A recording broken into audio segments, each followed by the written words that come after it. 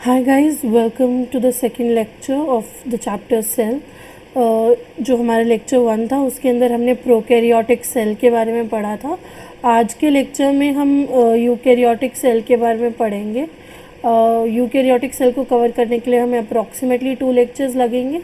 तो आज के लेक्चर में हम यूकैरियोटिक सेल सारे मेजर ऑर्गेनल्स के बारे में बात करेंगे. हमारा endomembrane system, mitochondria, Golgi body, plastids वगैरह सब हम लोग डिस्कस करेंगे. तो लेट्स स्टार्ट. सबसे पहले तो ओवरव्यू देख लेते हैं. यूकैरियोटिक सेल्स के बारे में हमने पहले देखा भी था पिछले लेक्चर में कि eukaryotic cells are larger and more complex than prokaryotic cells. ठीक है. यूकैरियोटिक सेल्स के फीचर्स क्या क्या है. यूकैरियोटिक सेल्स में ट्रू न्यूक्लियस प्रेजेंट है, ये आपको पता होगा. यूकैरियो से वर्ड से आपको समझ आ जाएगा. Cairo means nucleus and you means true. Membrane bound organelles होंगे यूकैरियोटिक सेल में प्रेजेंट, जैसे कि mitochondria, ER, Golgi apparatus, lysosomes, peroxisomes, जो कि प्रोकैरियोटिक सेल में क्या होंगे, एब्सेंट होंगे. ठीक है. Eukaryotic cells are found in animals, plants, fungi and protist. ठीक है. और जो कंपार्टमेंटलाइजेशन होता है जिसकी वजह से मेम्ब्रेन बाउंड ऑर्गेनल्स पॉसिबल हैं, इट अलाउज स्पेशलाइज्ड फंक्शंस. ठीक है. अब यूकैरियोटिक सेल्स क्या है, ऑर्गेनाइज्ड न्यूक्लियस है विच इज़, तो अगर हम प्रॉपरली डिफाइन करें, ठीक है, प्रॉपरली डिफाइन करें, so eukaryotic cell has a organized nucleus, ठीक है, which is enclosed by a nuclear envelope. Nuclear envelope माने न्यूक्लियर मेम्ब्रेन प्रेजेंट है. ठीक है. फाउंड इन, ठीक है, it is characterise by cytoskeletal structures present होंगे. हम इनके बारे में अगले लेक्चर में पढ़ेंगे. मेम्ब्रेन बाउंड ऑर्गेनल्स प्रेजेंट होंगे जैसे हमने देख लिया. Organisation of genetic material into chromosomes, जो जेनेटिक मटेरियल है वो क्रोमोसोम्स की फॉर्म में ऑर्गेनाइज होगा.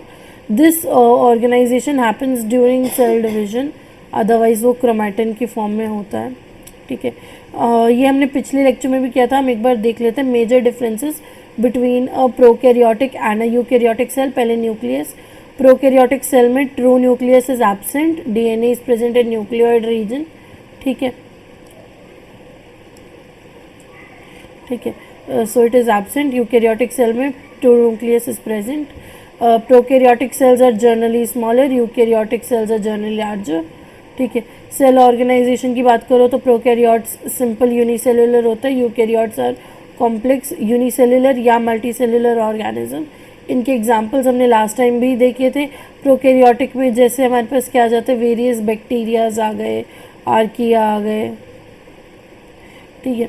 यूकैरियोटिक में क्या आ गए, यूनिसेलुलर जैसे प्रोटिस्ट्स, यीस्ट, फंजाई हो गया. ओके. मल्टी सेलुलर में बाकी की most fungus, most fungi. Okay. Plants, animals. ठीक है.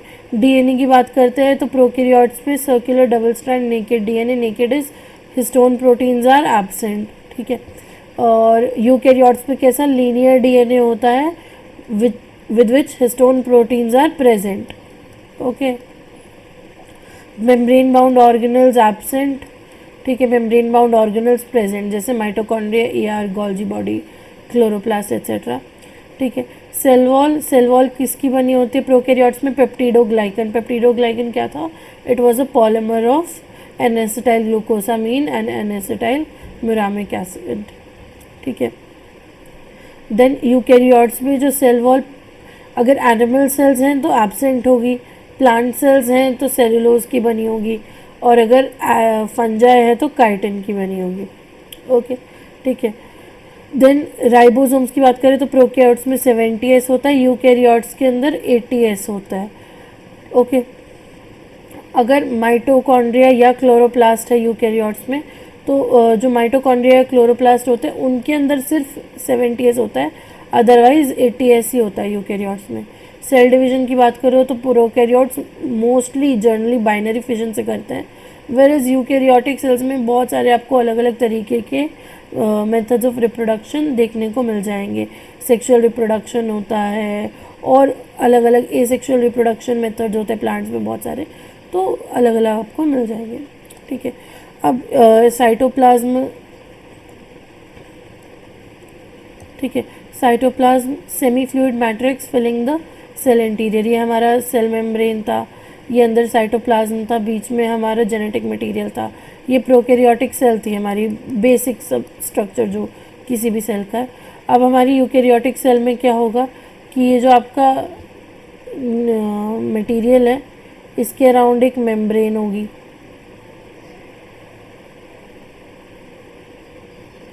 और इधर बहुत सारे ऑर्गेनल्स प्रेजेंट होंगे साइटोप्लाज्म में। ठीक है, तो साइटोप्लाज्म जो है इट्स सेमी फ्लूइड मैट्रिक्स, ठीक है, इसके अंदर ऑर्गेनल्स होंगे, एंजाइम्स होंगे, सॉल्ट्स होंगे और बहुत सारे मॉलिक्यूल्स होंगे।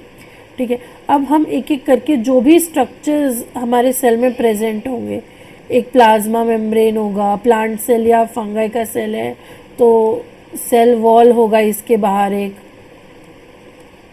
ठीक है, अंदर हमारे पास न्यूक्लियस होगा, ये जो भी ऑर्गेनल्स थे जिसमें हमारा एंडोमेम्ब्रेन सिस्टम, और साथ में क्या आ गया, ठीक है, बाकी ऑर्गेनल जो इसमें नहीं आते जैसे माइटोकॉन्ड्रिया, जैसे प्लास्टिड, ठीक है, जैसे पेरोक्सीसोम्स, तो राइबोसोम्स, ठीक है, इन सब के बारे में बात करेंगे आज के लेक्चर में। ठीक है, तो starting with plasma membrane. Plasma membrane का जो स्ट्रक्चर है उसको स्टडी किया था और उसके लिए जो मॉडल, बहुत पॉपुलर मॉडल प्रपोज किया था, ठीक है, it was done by singer and Nicolson in 1972। ठीक है, इस मॉडल को हम फ्लूइड मोज़ेक मॉडल भी बोलते हैं। ठीक है, तो ये मॉडल क्या कहता है कि प्लाज्मा मेम्ब्रेन, जो ये मेम्ब्रेन थी हमारी, इसका स्ट्रक्चर कैसा है, it consist of a phospholipid bilayer embedded with proteins. तो लिपिड्स आपको पता है क्या होता है, ठीक है, तो ये एक लिपिड है, ठीक है, दिस इज़ वन लिपिड, तो इस तरीके से लिपिड्स होते हैं और उनकी बाइलेयर है, मतलब 2 लेयर ऑफ लिपिड्स है। ठीक है, लिपिड का स्ट्रक्चर भी अभी मैं आपको बताती हूँ, and it has proteins embedded in it. Okay, तो इसके अंदर प्रोटीन्स होंगे।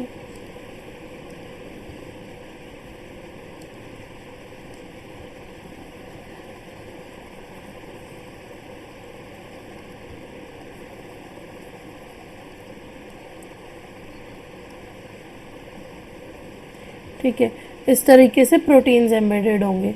तो ये जर्नलाइज स्ट्रक्चर होता है प्लाज्मा मेम्ब्रेन का। अब इसमें जिनको नहीं पता लिपिड के स्ट्रक्चर के बारे में, तो थोड़ा मैं बता देती हूँ। एक जो ये आपका लिपिड है, लिपिड के बहुत सारे टाइप्स होते हैं, जनरली ये आपका एक लिपिड है। इस लिपिड के 2 पार्ट्स होते हैं, एक हेड और एक टेल। ठीक है, तो जो आपका हेड है that is a hydrophilic part, जो टेल है वो हाइड्रोफोबिक पार्ट है। तो ये अपने आप को इस तरीके से अलाइन करते हैं कि हाइड्रोफोबिक पार्ट तो अंदर आ गया, हाइड्रोफिलिक पार्ट बाहर चला गया। ठीक है, ये एक जनरल स्ट्रक्चर है, आप बायोमॉलिक्यूल्स चैप्टर में इसको डिटेल में पढ़ोगे, सो डोंट वरी। ठीक है, ठीक है, तो इसका जो ये मॉडल दिखता है, इट लुक्स लाइक दिस। ठीक है, तो इसको डिस्क्राइब करने के लिए बहुत एक फ़नी या टर्म है icebergs, proteins icebergs floating in a lipid of सी। इससे आपको सेल मेम्ब्रेन के फ्लूइड नेचर के बारे में भी पता चलता है। ठीक है, तो there are lot of lipids और प्रोटीन का परसेंटेज जो है वो भी सेल्स के अकॉर्डिंग वेरी करता है इन प्लाज्मा मेम्ब्रेन। ठीक है, तो बहुत सारे लिपिड्स के अंदर प्रोटीन्स आर लाइक फ्लोटिंग। ठीक है, जो लिपिड्स होते हैं ये इनके अंदर मूवमेंट्स भी होती है। ठीक है, ये लेटरली भी मूव कर सकते हैं। ओके, तो this also attributes to the fluid nature of the plasma membrane. ठीक है, प्लाज्मा मेम्ब्रेन के फंक्शंस क्या होंगे आपको भी पता है in general. Protection, transport. Transport कैसे अलाउ करता है? क्योंकि प्लाज्मा मेम्ब्रेन कैसी होती है? सिलेक्टिवली परमिएबल होती है। ठीक है, तो यही है सिलेक्टिव परमिएबिलिटी, कम्युनिकेशन, सिग्नलिंग भी ओके इनमें भी हेल्प करेगा। ट्रांसपोर्ट के बारे में अब हम एक बार बात कर लेते हैं कि प्लाज्मा मेम्ब्रेन ट्रांसपोर्ट अलाउ करती है। ठीक है, तो जो ट्रांसपोर्ट होता है सेल ट्रांसपोर्ट, इसके मेजर दो टाइप्स होते हैं हमारे पास, एक पैसिव और एक एक्टिव। पैसिव वो जिसमें कोई भी एनर्जी जो है, ठीक है, एनर्जी की कोई रिक्वायरमेंट नहीं है। एक्टिव के लिए एनर्जी चाहिए, जनरली एटीपी। ठीक है, अब पैसिव दो तरीके का हो सकता है। One is simple diffusion, another is facilitated diffusion. ठीक है, इसको हम पैसिव को हम डाउनहिल भी डाउनहिल ट्रांसपोर्ट, डाउनहिल मूवमेंट भी कहते हैं। ठीक है, और जो पैसिव है इसके लिए जो ग्रेडियंट है मूवमेंट के लिए वो पहले से एस्टैब्लिश्ड होता है। So it is movement of molecules along concentration gradient।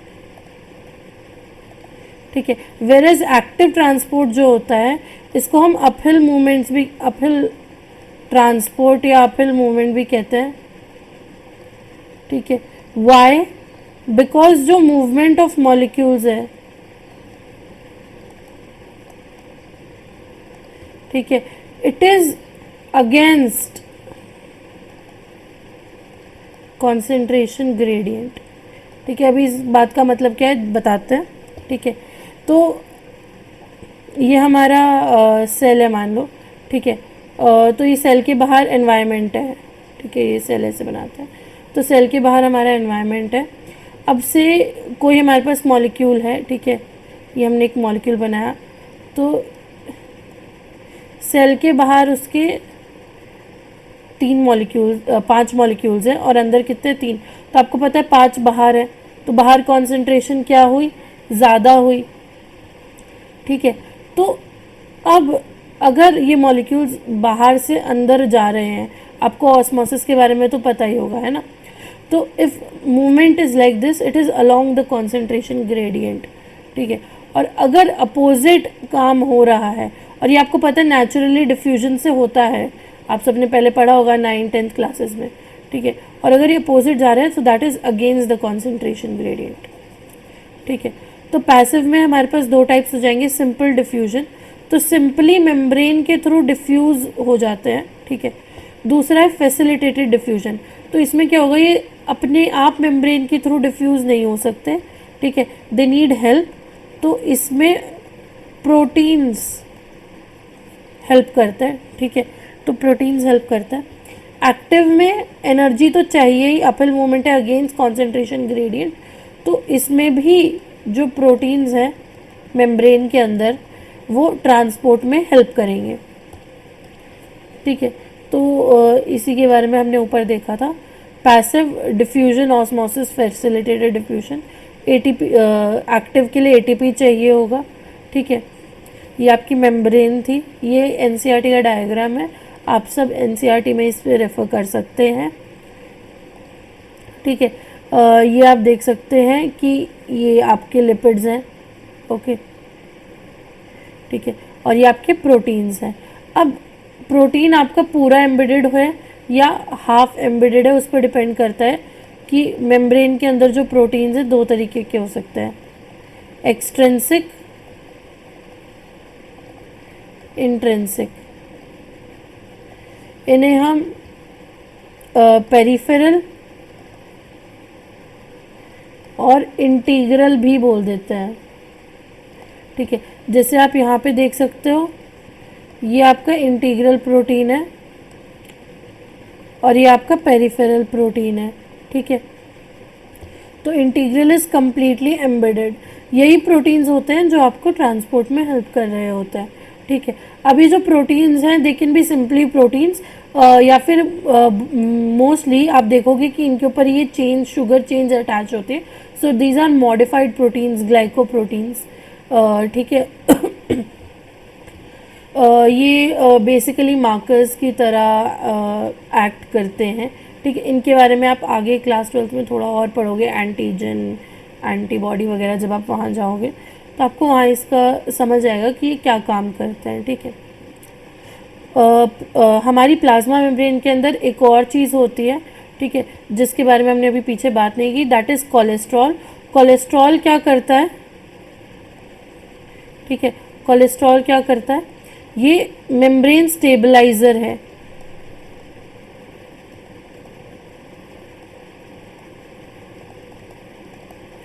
Okay, तो ये आपका मेजर स्ट्रक्चर है प्लाज्मा मेम्ब्रेन का। ट्रांसपोर्ट के बारे में हम बात कर रहे थे, तो जो आपका प्लाज्मा मेम्ब्रेन है,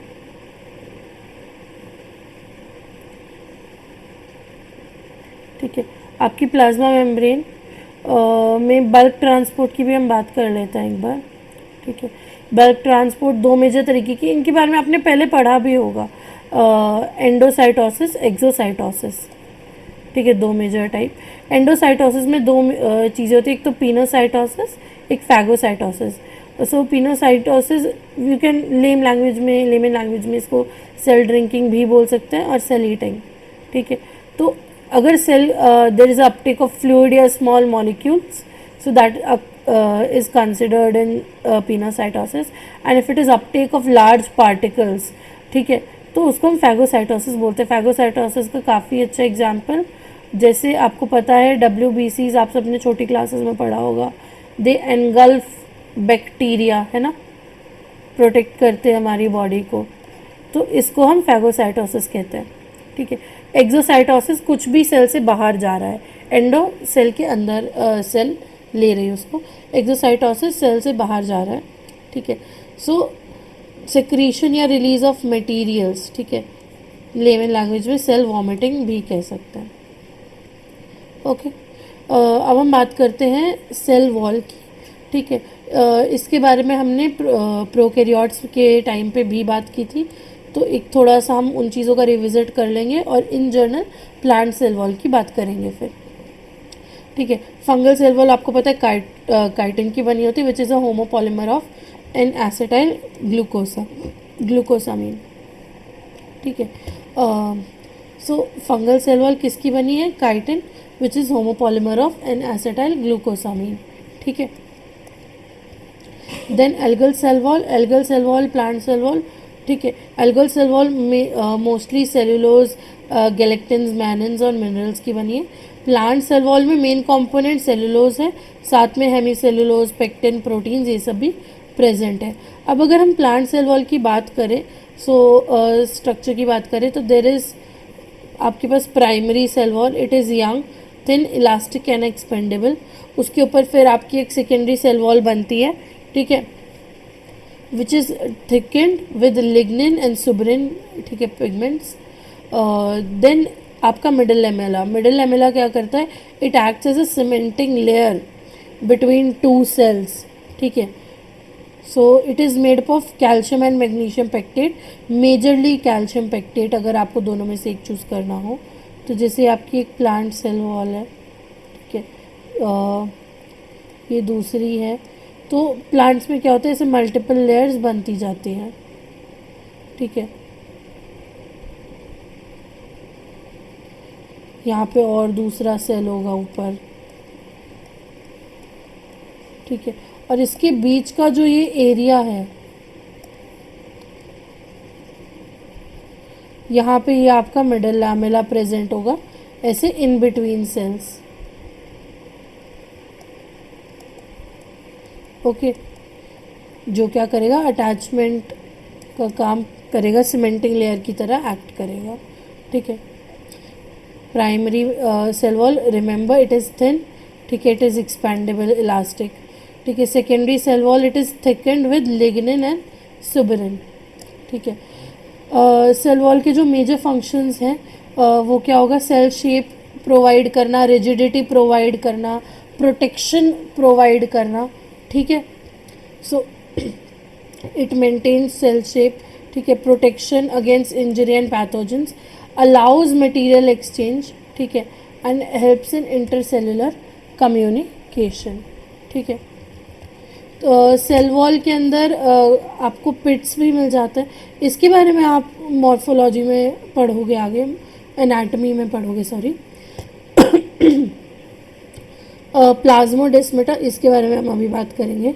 cytoplasmic connections between adjacent cells, तो सेल वॉल दो सेल्स हैं, this is cell 1, this is cell 2, so these are like plasmodesmatas, ठीक है। दे अलाउ कम्युनिकेशन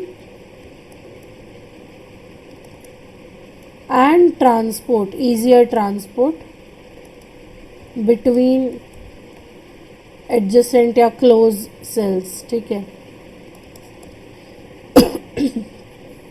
अब हम बात करते हैं एंडोमेम्ब्रेन सिस्टम की, ठीक है। तो हमारे सेल के अंदर बहुत सारे ऑर्गेनल्स प्रेजेंट हैं, जैसे आपको पता है ईआर, गोल्जी बॉडी, वैक्यूल, ठीक है, माइटोकॉन्ड्रिया, प्लास्टिड। अब क्या होगा, इन सब के अलग अलग फंक्शंस और स्ट्रक्चर्स हैं, लेकिन इनमें से कुछ ऑर्गेनल्स ऐसे हैं जो एक साथ काम करते हैं और उनके फंक्शंस आपस में रिलेटेड हैं, ठीक है। तो वो मिलके क्या बनाते हैं, एंडोमेम्ब्रेन सिस्टम, ठीक है, क्या बनाते हैं, एंडोमेम्ब्रेन सिस्टम। तो ठीक है, तो इनके फंक्शंस क्या हैं,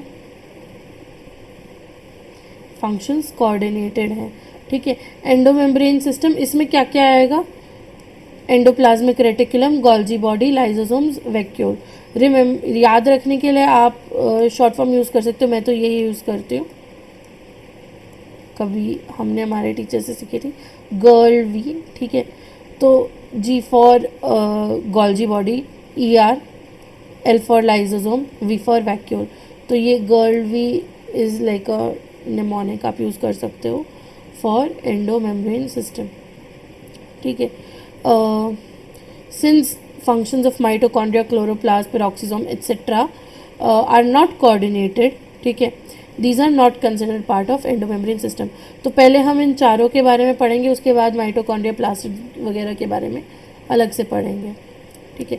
सबसे पहले एंडोप्लाज्मिक रेटिकुलम, ठीक है। Endoplasmic reticulum is a network of reticulum of tiny tubular structures scattered in the cytoplasm, ठीक है। तो ट्यूब्यूलर स्ट्रक्चर्स बनते हैं, जैसे अब आपका ना ये न्यूक्लियस था,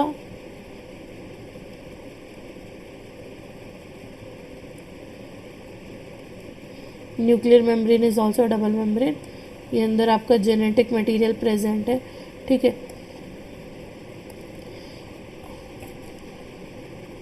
ठीक है। तो अब इसके अराउंड क्या होंगे, ट्यूब्यूलर स्ट्रक्चर्स प्रेजेंट होंगे,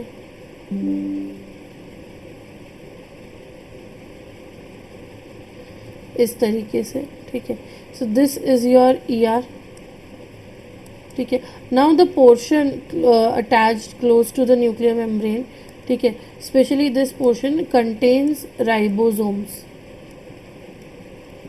ऑन द आउटसाइड, ठीक है, दीज आर राइबोसोम्स, ठीक है। So this portion which is close to the nuclear membrane which contains ribosomes is called as the RER, that is the rough endoplasmic reticulum, and the other portion which does not have ribosomes, see it looks kind of smooth, no, so बहुत इसीलिए इनका rough RER और smooth RER नाम है, ठीक है। So this is called the smooth RER. Now this rough endoplasmic reticulum, it is involved in protein synthesis, it is responsible for protein synthesis, क्योंकि ribosomes है, इसके साथ आपको पता है ribosomes are protein factories, referred to as protein factories. SER whereas is involved in majorly lipid synthesis. Okay, ठीक है। सो rough E R ribosomes attach, protein synthesis के लिए काम आएगा। Smooth E R lipid synthesis detoxification, इसके काम आएगा। अब आपको पता है कि अगर आप देखोगे ये आपकी सेल थी पूरी, है ना, तो इस सेल के अंदर दो कंपार्टमेंट्स टाइप से डिवाइड हो गए। One, we have this region inside, ये वाला, है ना, and one we have this region outside, है ना। तो ये जो अंदर वाला कंपार्टमेंट है इसको हम ल्यूमिनल भी बोल देते हैं और बाहर वाले को एक्स्ट्रा ल्यूमिनल भी बोल देते हैं, ठीक है। So there are two compartments basically, है ना, मेम्ब्रेन की वजह से, इस डिवीजन की वजह से जैसे ये डिवाइड हुए,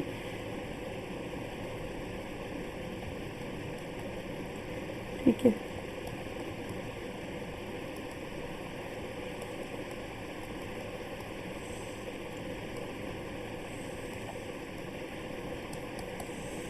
okay, then comes Golgi apparatus, ठीक है। Golgi apparatus consist of stacks of flattened stacks, ठीक है, एक साथ ऐसे बहुत सारे, and each of the stacks is called a cistern, ठीक है। The diameter, this data about diameter etcetera is not important, it is not very widely asked और एट्सेट्रा, ठीक है, but just so you know, and it's mentioned in the NCERTs, it's 0.5 micrometers to 0.1 micrometers, ठीक है, ठीक है। Cisternae are concentrically arranged near the nucleus with distinct convex या cis या forming face and concave trans या maturing face, ठीक है, दूसरे वाला। So the cis and the trans face of organelles are entirely different but interconnected, ठीक है। तो आप देखोगे ये एक सिस्टर्न है, दूसरा, तीसरा, चौथा, पांचवा, ऐसे ये सारे स्टैगली अरेंज्ड होते हैं। और आपका ये जो गोल्जी apparatus है इसके दो फेस होंगे, एक सिस फेस होगा, एक ट्रांस फेस होगा,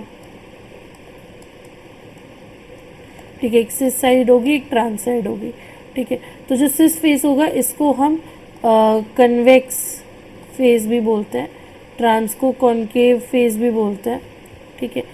आपका जो कॉन्वेक्स फेस है यही आपका सॉरी सिस फेस है, ये आपका फॉर्मिंग फेस है, और जो ट्रांस फेज है ये मैच्योरिंग फेज है, ठीक है। तो इसके कैसे फंक्शन करता है वो अभी हम इसकी हेल्प से देखेंगे, ठीक है। गोल्जी बॉडी का आपको 9th-10th में आपने पहले भी पढ़ा हुआ, मेजर काम क्या है, it modifies sorts and packages proteins and lipids. तो मॉडिफिकेशन और पैकेजिंग मेजर काम है।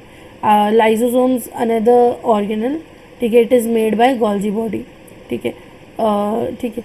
Site of formation of glycoproteins and glycolipids, ठीक है, क्योंकि मॉडिफाई करा, प्रोटीन्स बन के आए, मॉडिफाई किया, ग्लाइकोप्रोटीन्स बना दिया, लिपिड्स, ठीक है, बन के आए, ग्लाइकोलिपिड्स बना दिए, ठीक है। सो मॉडिफिकेशन, सॉर्टिंग और पैकेजिंग इसके मेजर फंक्शंस हैं, ठीक है। अब कैसे काम करता है वो हम देख लेते हैं। So will take a new slide. तो आपकी गोल्जी बॉडी का सिस फेस होगा, कि आपकी गोल्जी बॉडी का सिस फेस होगा, ठीक है, सिस फेस होगा। तो आपका कोई भी जो पार्टिकल है, वेसिकल है, इसके अंदर आपका, ठीक है, प्रोटीन होगा मान लो, ठीक है, ये गोल्जी बॉडी के सिस फेस में आएगा, फिर बीच में आपके सिस्टर्नेज होंगे, ठीक है। तो यहाँ पे क्या होगा, मॉडिफिकेशन होगा। अब मॉडिफिकेशन से प्रोटीन का हमने क्या बना दिया, ग्लाइकोप्रोटीन, ठीक है। देन यही आपका सिस फेस क्या था, यही आपका कॉन्वेक्स फेस था, यही आपका फॉर्मिंग फेस था, ठीक है। Then this comes out of the trans face, यहाँ से बाहर आता है रीफॉर्म्ड एज मिस्टर ग्लाइकोप्रोटीन, ठीक है। तो यही ट्रांसफेस था। ट्रांसफेस को इसीलिए हम क्या बोलते हैं, मैच्योरिंग फेस, क्योंकि पूरा होके यहाँ से बाहर आ रहा है, मैच्योरिंग फेस, या इसी को हम कॉन्केव फेस भी बोल देते हैं, ठीक है। तो ये आपका यहाँ से बाहर आ रहा है, ठीक है। तो इस तरीके से आपका मॉडिफिकेशन होता है गोल्जी बॉडी के अंदर, ठीक है। ओके, तो आपने देखा अब एंडोप्लाज्मिक रेटिकुलम ने क्या किया, उसने बनाया, लिपिड बनाया, प्रोटीन बनाया। गोल्जी बॉडी ने क्या किया, उसको मॉडिफाई किया। तो फंक्शंस रिलेटेड है ना इनके आपस में। तो एंडोप्लाज्मिक रेटिकुलम से बन के गोल्जी के पास आया, गोल्जी ने मॉडिफाई करके उसको मैन्युफैक्चर कर दिया, ठीक है। अब हम बात करते हैं लाइजोसोम्स की। पहले हम वैक्यूल्स की बात कर लेते हैं। अब वैक्यूल्स क्या करेंगे, आपका कंपाउंड बना, उसको स्टोर कर लेंगे, ठीक है। सो वैक्यूल्स का जो मेजर काम होता है दैट इज स्टोरेज,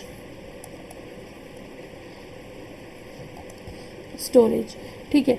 तो these are large membrane bound sacs. इनकी जो मेम्ब्रेन होती है उसको टोनोप्लास्ट कहते हैं, मेम्ब्रेन को क्या कहते हैं, टोनोप्लास्ट कहते हैं, ठीक है। These sacs are filled with cell sap, water, sugar, salts, pigments, ठीक है। तो क्या क्या स्टोर कर सकते हैं, वाटर स्टोर कर सकते हैं वैक्यूल सेप, जो प्लांट को नहीं चाहिए या आपके ऑर्गेनिज्म को नहीं चाहिए, एक्सक्रीटरी प्रोडक्ट या अदर यूजफुल मटेरियल्स जो नहीं है यूजफुल, वो सारी चीज़ें भी ये स्टोर कर लेते हैं वैक्यूल्स, ठीक है।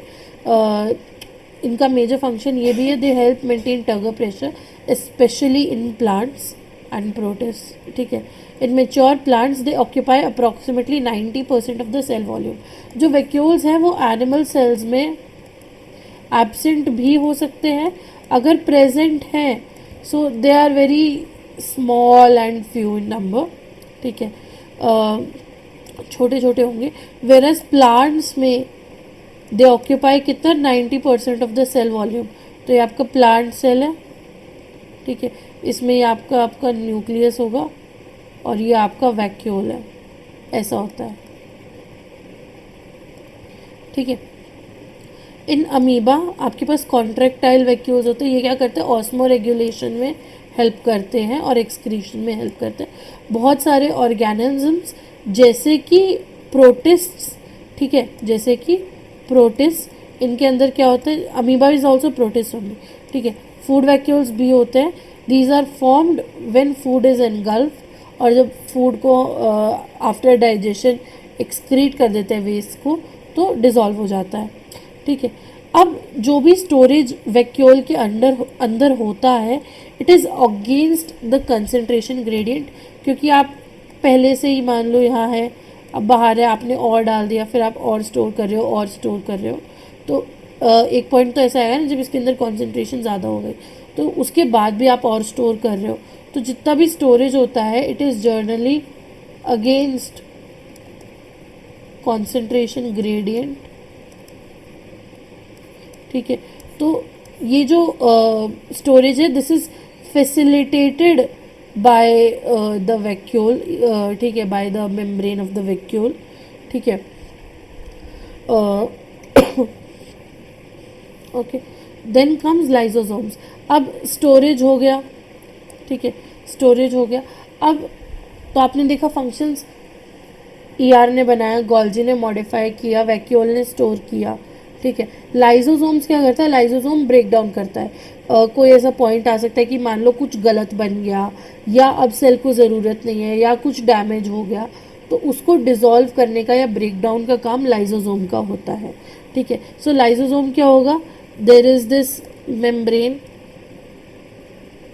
ठीक है, एंड अंदर we have lot of hydrolytic enzymes, ठीक है। So it is a membrane bound sac with hydrolytic enzymes, ठीक है। हाइड्रोलिटिक एंजाइम्स जैसे जो भी आपने डाइजेशन में पढ़े हो, लाइपेजेस, प्रोटीजेस, कार्बोहाइड्रेजेस, ठीक है।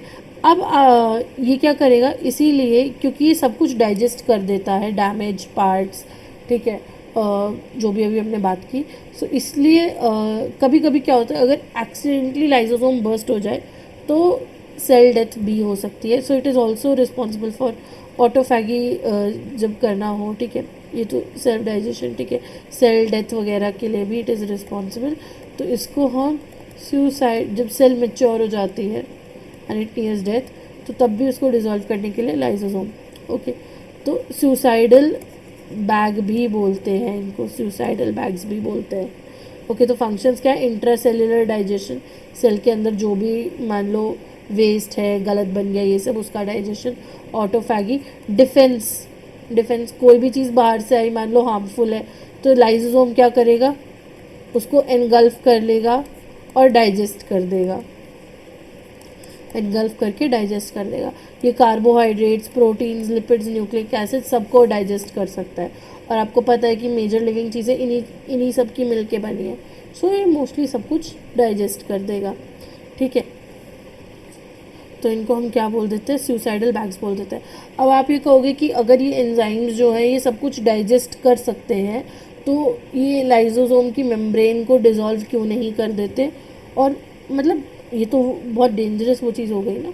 तो इसका कारण ये है, ये उसकी मेम्ब्रेन को डिसॉल्व करके ऐसे एकदम से कभी भी नहीं करते, क्योंकि ये इसके अंदर इनएक्टिव स्टेट में प्रेजेंट होते हैं। जितने भी एंजाइम्स होते हैं,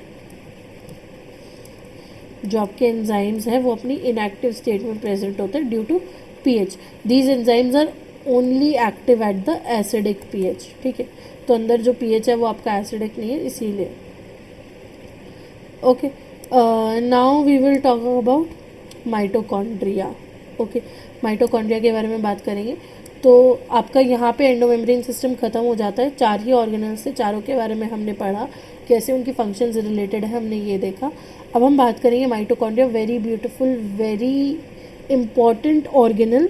सारा सेल का काम इसी पे चल रहा है। इसको हम सेल का पावर हाउस भी बोलते हैं, क्योंकि ये एनर्जी बनाने के, जो भी आपको एनर्जी चाहिए, कितनी इंपॉर्टेंट है एनर्जी, और एनर्जी माइटोकॉन्ड्रिया बनाता है।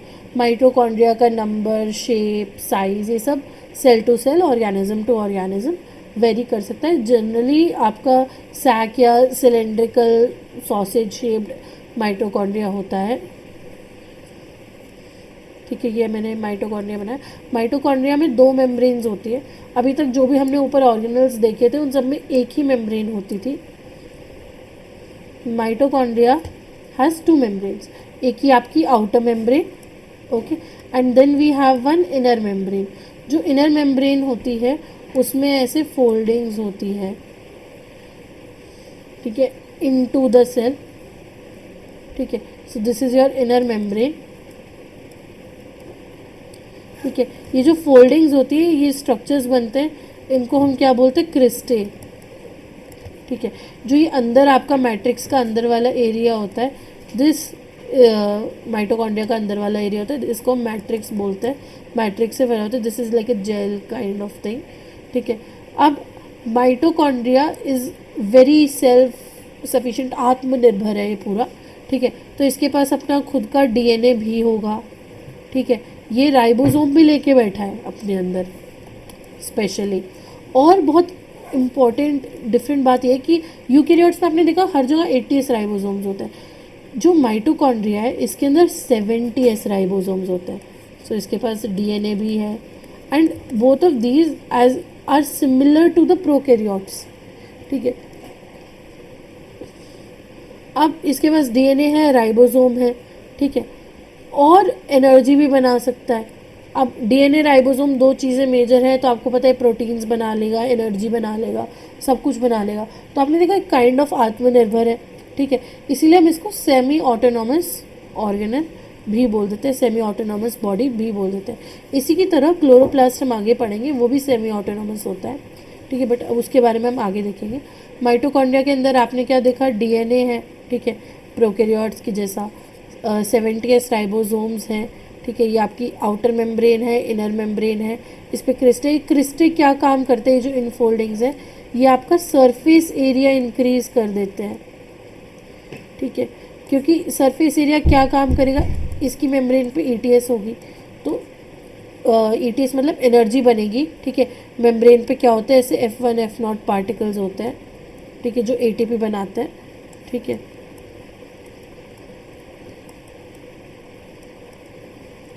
ठीक है, ये एटीपी बनाते हैं, यहाँ पे आपकी एनर्जी बनती है थ्रू ईटीएस, तो उसका काम करते हैं। ठीक है, सो उसके लिए सरफेस एरिया, एंजाइम्स के लिए सरफेस एरिया इंक्रीज कर देते हैं। दोनों मेम्ब्रेन्स पे अपने एंजाइम्स होते हैं अलग अलग अलग अलग।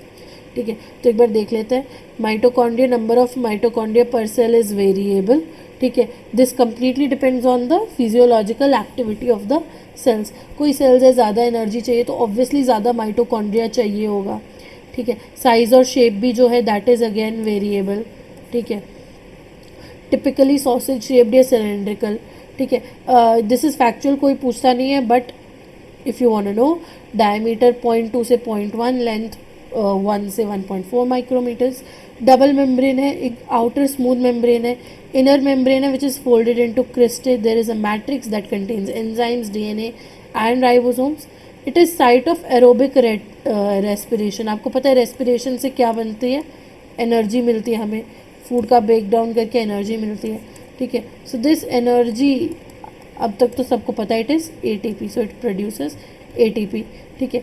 क्योंकि ये एनर्जी बना रहे हैं, that is why it is called as the power house of the cell. It is semi autonomous, क्योंकि डीएनए है, राइबोसोम है, तो मतलब प्रोटीन बना सकता है। अच्छा, सेमी क्यों, फुल्ली ऑटोनोमस क्यों नहीं है? इसका कारण ये है कि ये सारे प्रोटीन सब कुछ नहीं बना सकता है, ये आपकी सेल पे डिपेंडेंट है, वरना तो इंडिपेंडेंटली एग्जिस्ट कर लेता।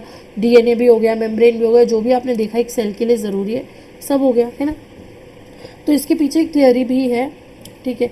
तो वो क्या कहते हैं कि पहले मिस्टर माइटोकॉन्ड्रिया या इसके जैसे क्लोरोप्लास्ट है, these were independent prokaryotic organism, bacterias basically. और फिर क्या हुआ, एक यूकैरियोटिक सेल ने इन्हें खा लिया, and suddenly instead of digesting it, उसने सोचा कि इसको रख लेते हैं, somehow it ended up like that. और इसके अराउंड एक और मेम्ब्रेन आ गई, that is the reason for two membranes. एक तो बैक्टीरिया वाली अपनी membrane, it is propose like that, ठीक है, nobody knows for sure. तो एक तो बैक्टीरिया की अपनी वाली मेम्ब्रेन और एक आउटर मेम्ब्रेन जो सेल के थ्रू इसको मिली, ठीक है। That is why the two membranes. So this is a theory, ठीक है, कि ऐसा हुआ होगा। So that is why it is semi autonomous, कि शायद एक पॉइंट ऐसा है कि कभी फुल्ली इंडिपेंडेंट होगा, बट अभी नहीं है। कुछ चीज़ें, कुछ प्रोटीन्स इसको सेल बना के देती है, ठीक है। तो हमने इसके स्ट्रक्चर के बारे में जो चीज़ें पढ़ी एक बार देख लेते हैं, हमने कहीं कुछ मिस ना किया हो, ठीक है। तो inner compartment is filled with dense homogenous substance called matrix. Outer membrane forms continuous limiting boundary of organelle. Cristae है, infoldings of membrane towards matrix increase surface area, ठीक है। The two membranes have their own specific enzymes associated with mitochondrial function. Function क्या है? ATP production generally, ठीक है। The matrix also possesses single circular DNA molecule, few RNA molecules, ribosome 70S, and the components required for synthesis of proteins, ठीक है। Mitochondria just like prokaryotes divide by fission. तो ये independent divide भी कर सकते हैं, इनको सेल के डिवाइड करने की ज़रूरत नहीं है खुद डिवाइड करने के लिए, they can divide independently by cell division. इसीलिए इनके बिहेवियर को प्रोकैरियोट से एसोसिएट करके वो हाइपोथेसिस, वो थियरी दी गई, ठीक है। प्लास्टिड्स की बात करते हैं अब हम, ठीक है। Plastids they are found in all plant cells and euglenoids, ठीक है, all plant cells and euglenoids, ठीक है। These are easily observed under microscope, क्योंकि ये इनका साइज बहुत बड़ा होता है, ठीक है। प्लास्टिड्स जनरली स्टोरेज के काम आते हैं, फोटोसिंथेसिस भी करते हैं। तो इनके अंदर स्पेसिफिक पिगमेंट स्टोर होते हैं जो प्लास्टिड्स को अलग अलग कलर्स देते हैं, ठीक है। So based on the type of pigments these are, so based on the type of pigments these can be classified into various types, ठीक है। जैसे 3 मेजर टाइप्स होते हैं, क्लोरोप्लास्ट, क्रोमोप्लास्ट एंड ल्यूकोप्लास्ट्स, ठीक है। तो हम एक बार डिटेल में इसको देख लेते हैं, ठीक है। सो chloroplast, chromoplast, leucoplast. Leucoplasts are further divided into amyloplast, alloplast and protinoplast. Protinoplast को हम एल्यूरोप्लास्ट भी बोल देते हैं, ठीक है। क्लोरोप्लास्ट क्या होगा, इनके अंदर पिगमेंट जो होता है that is a carotenoid pigment, chlorophyll, सब जानते हैं mister mighty chlorophyll. So this is a light absorbing pigment. और तो ये जो फंक्शन प्लास्टिड, जो ये क्लोरोप्लास्ट फंक्शन परफॉर्म करेंगे दैट विल बी फोटोसिंथेसिस, ठीक है। फोटोसिंथेसिस करेंगे और खाना बनाएंगे। खाना क्या? कार्बोहाइड्रेट ग्लूकोज, ठीक है। देन क्रोमोप्लास्ट, क्रोमोप्लास्ट में और दूसरे पिगमेंट्स होते हैं। कौन से पिगमेंट्स होते हैं? कैरोटेनॉइड्स होते हैं, जैसे कि कैरोटिन, ठीक है, ज़ैंथोफिल्स, ठीक है। तो इनमें प्लास्टिड्स को कैसा कलर मिलेगा? येलो, ऑरेंज, रेड, ठीक है। तो मोस्टली फ्रूट्स और फ्लावर्स में कलर आता है, ठीक है। जैसे गाजर, गाजर में होगा, गाजर आपकी ऑरेंज ऑरेंज रेड जैसे भी आपने खाई है, ठीक है। जनरली इंडिया में रेड कलर वाली गाजर खाता है, तो गाजर, ओके। कैरेट्स एग्जाम्पल जहाँ क्रोमोप्लास्ट होंगे, ठीक है। क्लोरोप्लास्ट के लिए कलर सबको पता है, पूरी दुनिया, ग्रीन, क्लोरोफिल ग्रीन कलर देता है। देन ल्यूकोप्लास्ट, ल्यूकोप्लास्ट हमने देखा 3 टाइप के हो सकते हैं। नो डिपेंडिंग ये 3 टाइप्स किस पे हैं, ये क्या स्टोर कर रहे हैं। If they store amyloplast, they are called amyloplast. If they store starch, if they store oil, they are called elaioplast. And if they store proteins, they are called aleuroplast और proteinoplast, ठीक है। So these are the various types of plastids. इनमें से हम chloroplast को detail में discuss करेंगे। So let's talk about chloroplast. हमने अभी कहा था कि क्लोरोप्लास्ट का जो स्ट्रक्चर है, it is kind of similar to mitochondria, मतलब बेसिकली सेमी ऑटोनॉमस है। तो 2 मेम्ब्रेन्स होंगी, तो ये आपकी एक मेम्ब्रेन है, ये आपकी दूसरी मेम्ब्रेन है। So we have a outer membrane and we have a inner membrane, ठीक है। इनके पास भी अपना खुद का डीएनए होगा, ठीक है।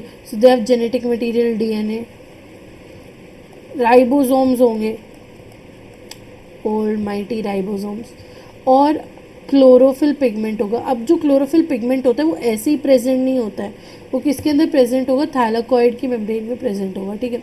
तो क्लोरोप्लास्ट के अंदर एक और स्ट्रक्चर होता है, इस तरीके के स्ट्रक्चर्स होते हैं, देखो हम इनको ग्रीन कलर से बनाते हैं। इस तरीके के स्टैक्ड कॉइन लाइक स्ट्रक्चर्स होते हैं क्लोरोप्लास्ट में,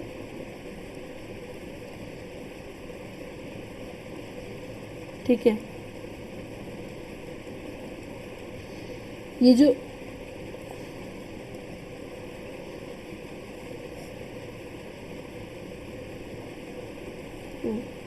ठीक है, तो ये जो सिंगल ये होता है इसको हम बोलते हैं थैलाकॉइड, ठीक है, थैलाकॉइड। और ये जो पूरा स्टैक होता है, इस पूरे स्टैक को हम बोलते हैं ग्रैना, ग्रैनम, ओके। थोड़ा अच्छे से लिख देते हैं, ठीक है। और जो ये बीच में कनेक्टिंग सेगमेंट होता है इसको हम बोलते हैं स्ट्रोमा लैमेले,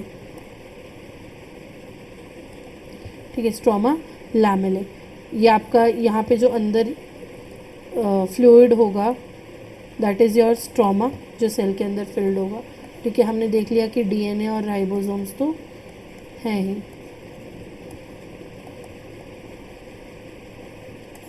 ठीक है, स्ट्रोमा लैमेले, ठीक है। तो हम देख लेते हैं इसके लिए सारे पॉइंट्स। डबल मेम्ब्रेन होगी, ठीक है।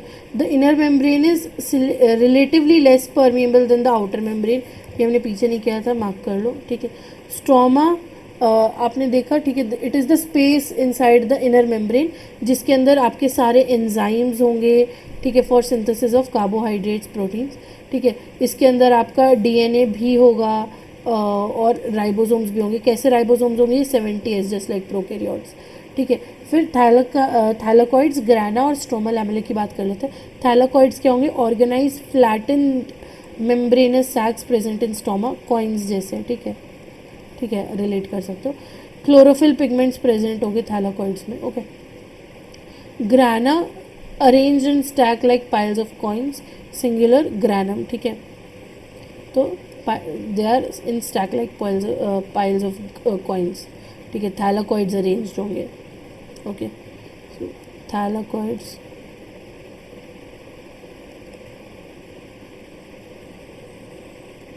Thylakoids arranged in stack like piles of coins. Stroma lamellae, flat membranous tubules connecting thylakoids of different grana, अभी हमने पीछे देखा, ठीक है। Membrane of thylakoids enclose a space called lumen. तो जो थैलाकॉइड है इसकी जो मेम्ब्रेन के अंदर ये स्पेस होती है, ठीक है, दिस इज योर थैलाकॉइड,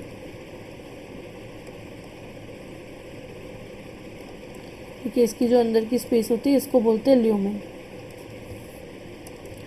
ठीक है। अब हम बात करते हैं, तो बेसिकली ये आपका क्लोरोफिल क्या करेगा, यहाँ प्रेजेंट होगा थैलाकॉइड के अंदर, this will absorb the sunlight, photosynthesis होगा, ठीक है, फोटोसिंथेसिस होगा, खाना बनेगा। तो इस तरह आपका क्लोरोप्लास्ट फंक्शन करता है। इसके बारे में आप डिटेल में आगे जब हम प्लांट फिजियोलॉजी पढ़ेंगे तो कैसे फोटोसिंथेसिस वगैरह होता है वो उस चैप्टर में हम पढ़ेंगे वहाँ आगे यूनिट में, ठीक है। Now comes ribosomes. राइबोसोम्स हमने पहले प्रोकैरियोट्स के टाइम पे पढ़ा है, बट लेट्स रिविजिट, ठीक है। तो ribosomes granular structures, so these were dense particles first observe by George Palade, इसीलिए हम इनको पैलेडे पार्टिकल्स भी बोल देते हैं, George Palade, okay, Palade particles भी बोल देते हैं। These are composed of RNA and proteins, हमने देखा था, ठीक है। Not surrounded by any membrane, so they are membraneless, ठीक है, मेम्ब्रेनलेस। देन यूकैरियोट्स के अंदर 80s, प्रोकैरियोट्स के अंदर 70s, दो सब यूनिट्स होंगे, एक लार्जर एक स्मॉलर, ठीक है। 80s की जो सब यूनिट्स है कौन कौन से हैं, 60s, 40s, ठीक है, दो सब यूनिट्स होंगे। और ये सब यूनिट साथ कब आते हैं, जब mRNA आता है, मैग्नीशियम चाहिए होता है दोनों सब यूनिट्स को साथ में आने के लिए। तो ये बात हमने पहले प्रोटीन्स में प्रोकैरियोट्स में डिस्कस की भी थी। आज के लेक्चर के लिए इतना ही, ठीक है। अगले लेक्चर में हम न्यूक्लियस के अंदर क्रोमोसोम स्ट्रक्चर्स, ठीक है, और साइटोस्केलेटन और कुछ माइक्रोबॉडीज़, ये वाला जो सारा पोर्शन है ये डिस्कस करेंगे अगले लेक्चर में डिटेल में। Thank you.